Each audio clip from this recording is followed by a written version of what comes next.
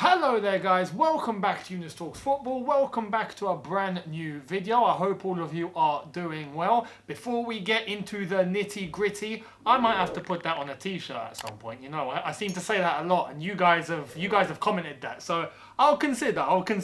Let me know in the comments if you'd like that.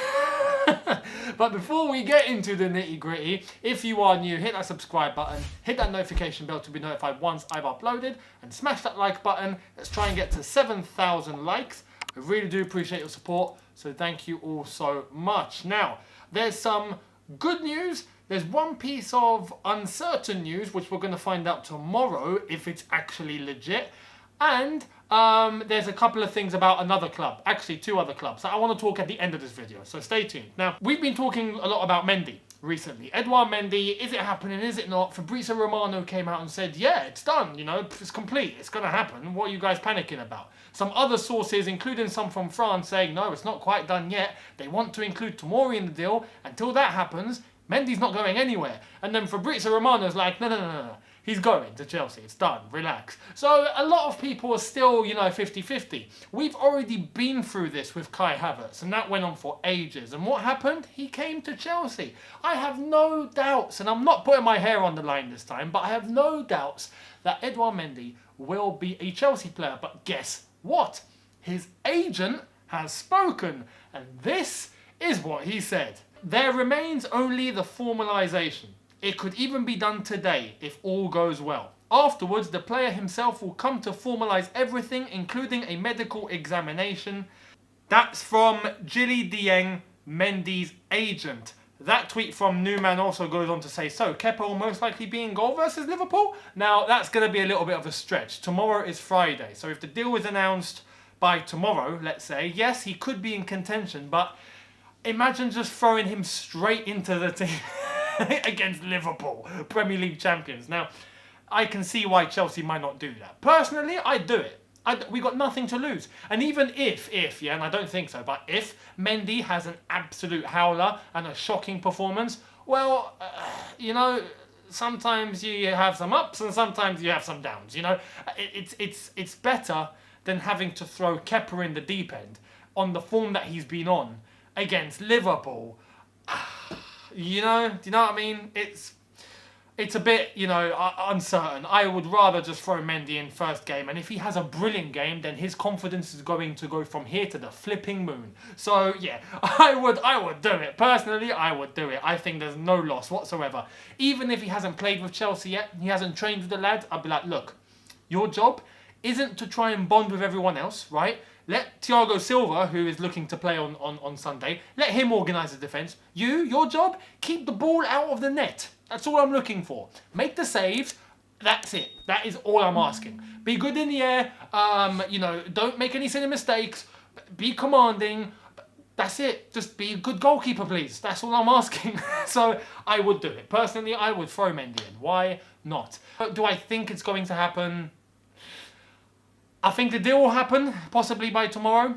I don't think he'll play against Liverpool, though. I just don't see enough time. I just don't think there's enough time. So we'll wait and see. It's a possibility, but we'll wait and see, especially tomorrow in Frank Lampard's press conference. I think that is when we're going to find out a lot of information, and then I will give you the match preview. So look out for that. Now, moving on to Kai Havertz. Timo Werner done a press conference for Chelsea yesterday, and today it was Kai Havertz's turn. Now, they both filmed it yesterday, so, it's all done yesterday. It wasn't any done today. It was only aired today in terms of Kai Havertz, and Timo Werner's one was yesterday. But we heard both. Timo Werner is a fan favourite already, I think. I love the way he talks. I love his positive attitude. I love his ambition. He's very concise, he's very clear, very objective. You could see he's very driven. He knows exactly what he wants. He knows exactly what the club wants. He spoke very good things in terms of Chelsea as a football club, Frank Lampard as a manager, the ambition. He wants to win titles. He's saying all the right things, and we know he's a quality player who is going to get the best out of himself in a Chelsea shirt. He had interest from Klopp, from Guardiola and all sorts, but he chose Chelsea. So fair play to someone like him who's of top quality that wants to be at Chelsea. That is what we need. Kai Havertz, no different. He spoke today, and I have to say, his English, he speaks English better than most of us. I mean, flipping hell, for a German, he's great. He's great. So he said one very interesting thing, though. His debut on Monday against Brighton, he wasn't in his favoured position. I think we can agree. He went into a bit of detail in regards to this, and he said this: I played every offensive position at Leverkusen, but it is very important to have that flexibility on the pitch. My best position is as a number 10.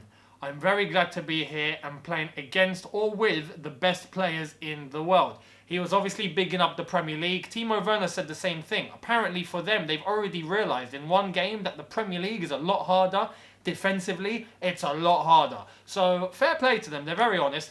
But one key thing that Kai Havertz has talked about here is him wanting to play in the number 10 position. And that is where I think Frank Lampard made a mistake on Monday, because not only did we see Kai Havertz not have his best game, but we saw Ruben Loftus-Cheek in the number 10 position have an absolutely disastrous performance. Disastrous, right? I mean, you can't have a worse performance than that. You just can't. Worse is not even a word. And I'm saying worse because that's how bad the performance was. I don't want to, completely pile the pressure on Ruben Loftus-Cheek here. He's been through enough. And I think it's safe to say the best thing we can do is just try and back him and try and get his confidence up, even though it's quite worrying in terms of his trajectory and where he's heading, because he's not been playing good football for a while. Is he going to get back to his best? We truly don't know now. Before we'd say, yeah, he will eventually, but now we don't know. And he's not exactly going to be playing every week when players like Kai Havertz are in the side. So with him playing in the number 10 and Kai Havertz playing where he was playing, if they had just switched, I think we would have seen the best, well, not the best out of Kai Havertz and a better performance from Loftus-Cheek. I think Loftus-Cheek is shot. It's not just a case of positioning. Everything he was doing was wrong. His first touch was wrong. His positioning was wrong. His thought process was wrong. His decision making was wrong. His pass was wrong. Everything was wrong. So even if he was moved into that position, I still think he would have had a bad game. But Kai Havertz wants to play in the number 10. So this is a very good indication as to what we need to do with him and how we should utilise him. Timo Werner up front, Kai Havertz behind him. And then it depends whether we're playing with two holding midfielders in a double pivot, or we're playing with, just a three with maybe a one that's a bit more offensive, which is going to be him. Personally, I think that is what we're going to be doing mostly, because we still need the two wingers, and that means we're going to have the double pivot. And that's probably likely to be Kovacic-Kante, Jorginho Kante, and rotation between going in between them, which worked against Brighton. Can it work against Liverpool? We'll get into more detail with that in the match preview. Now, very good words from Kai Havertz. I'm very much looking forward to him. Some people have already written him off after one game. I mean, come on. Don't be stupid, guys. Don't be stupid, please. Don't be silly. It's one game. I mean, my goodness, if we're judging football players on one game, then there'll be no one left. It's ridiculous. Everyone has a bad game. Everyone. Messi's had bad games. Ronaldinho's had bad games. Cristiano Ronaldo's had bad games. Zidane's had bad games. Maradona, Pele, you name them, they've all had bad games. It's human nature. It's going to happen. Don't expect 10 out of 10 performances every week. Please don't. I beg you, because you will be living a life of disappointment and negativity, and that's not healthy for anyone, so please don't. Now, let's move into a little bit of a giggle here. I want to finish the video on Tottenham and Man United.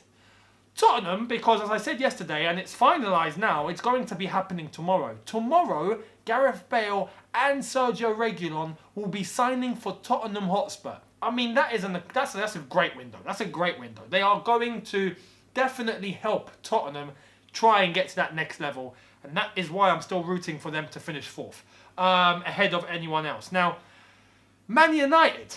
And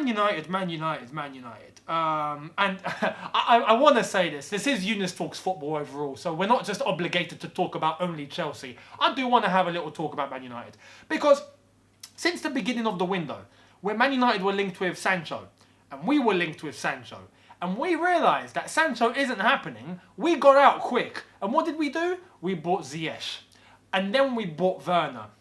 And then we bought Chilwell. And then we bought Silva. And then we bought Havertz. And Man United are still trying to buy Sancho. They did get on a diversion and they did say, let's pick up a Van der Beek. A quick Van der Beek here and let's keep going. So they done that. Fair play, they got Van der Beek. They're still going for Sancho. I mean, it's not happening, United. Wake up. You are not getting Sancho. It's done. He is staying at Dortmund. We realised this months ago. Man United are still chasing the impossible dream here. Now, I say impossible dream because they're not going to pay 120 million euros. It's as simple as that. Dortmund are saying, pay 120 million euros, he is yours. Done.